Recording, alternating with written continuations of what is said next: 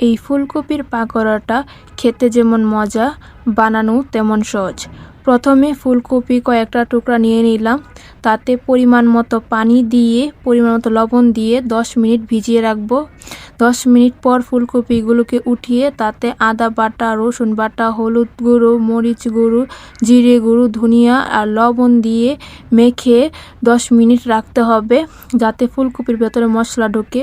10 minute পর তাতে ময়দা আর কর্নফ্লাওয়ার দিয়ে পানি দিয়ে ভালোভাবে মাখিয়ে নিতে হবে। অল্প অল্প করে পানি দিয়ে এটাকে ভালো করে মাখিয়ে নিতে হবে। ফুলকপির সাথে ময়দা আর কর্নফ্লাওয়ার ভালোভাবে মাখিয়ে নিতে হবে। তারপরে মাখানো হয়ে গেলে কড়াইয়ে তেল দিয়ে তেলের মধ্যে ছেড়ে দিতে হবে। মিডিয়াম আঁচে ফুলকপিগুলোকে ভেজে নিতে হবে। ব্রাউন কালার হয়ে গেলে ফুলকপিগুলোকে উঠিয়ে নিতে হবে। তারপর গরম গরম সন্ধ্যার নাস্তায় এই ফুলকপি পাকোড়া খেতে অনেক সুস্বাদু হয়।